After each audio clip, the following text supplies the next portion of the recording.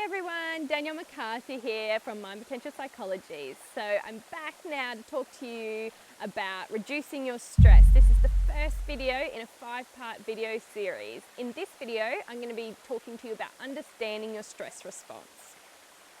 So the reason we want to understand the stress response is I notice on a daily basis in the clinic when I help clients understand what's going on for them in their body and in their brain when they become stressed, it takes the crazy out of it, and it makes they realize that it's just a normal response in overdrive, and it also helps them understand how they can go about reducing their stress levels. So I truly believe that on your path to reducing your stress levels, the first step is understanding what's going on first.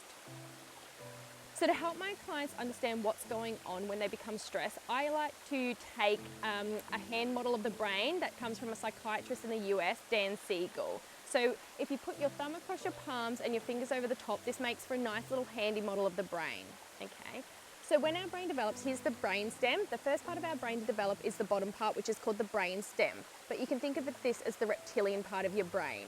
Okay, reptilian because it controls all the basic automatic functions that are happening inside of you without your conscious awareness. So think breathing, blood pressure, blinking, heart rate. It also controls the fight or flight response. Now this is a really important response for when you're stressed.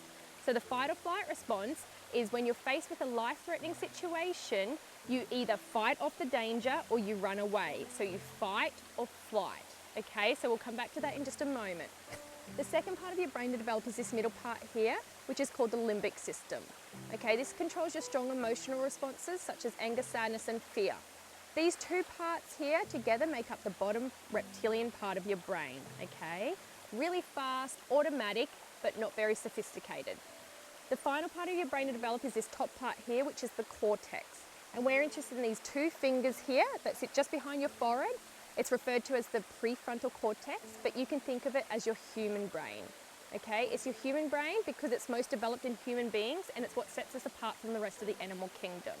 Okay, so this part of your brain controls all your higher functioning behaviors. So things like critical thinking, self-awareness, self-understanding.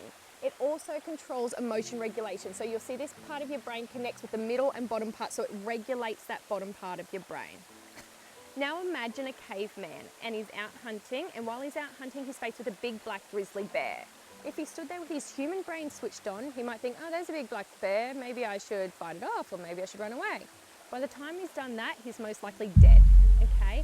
In that life-threatening situation, it's too slow. He needs something a lot more fast and a lot automatic and a lot faster. So essentially what happens in that life-threatening situation is this human part of his brain switches off and this bottom primitive part takes over. The fight or flight response is triggered, all right? And when this fight or flight response is triggered, the body prepares itself to either fight or flight. To do this, a number of physical changes happen.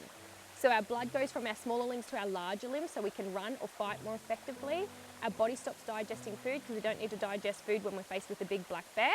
We might feel like throwing up or going to the toilet because that's our body's way of making it lighter and faster. Our heart rate increases to pump more blood through our body. Our breathing, we start taking short, shallow breaths. Our pupils dilate.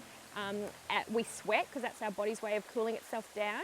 All right, so all of these physical changes happen to help the caveman fight or flight.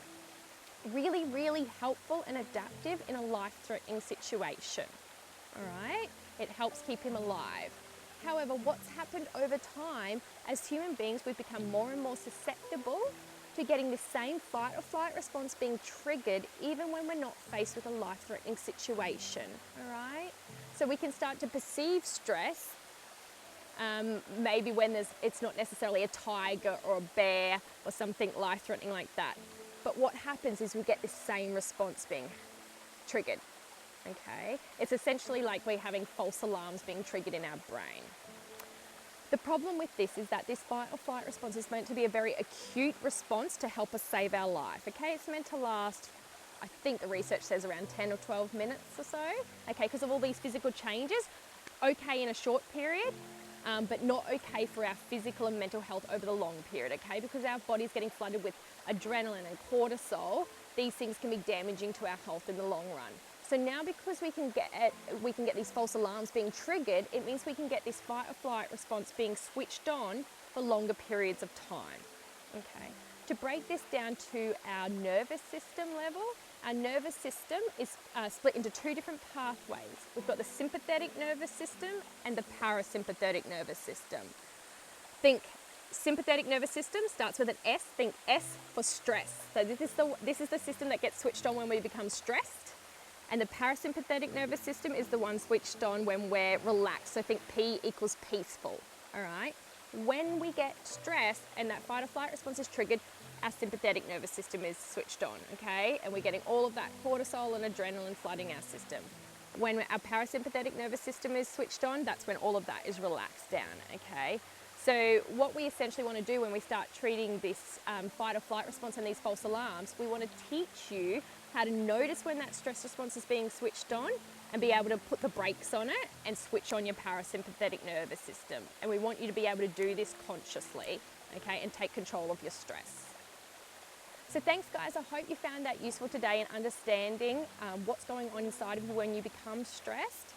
Next video is going to be starting to help you change the perception, the way you perceive your stress, because we've got research coming out now that shows that has an impact on our stress levels and the impact it has on us. So that's going to be video 2. So all you need to do after finish watching this video is head over, watch video 2.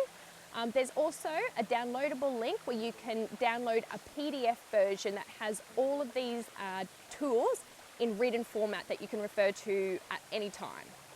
That's it for today, guys. Talk to you soon. Bye for now.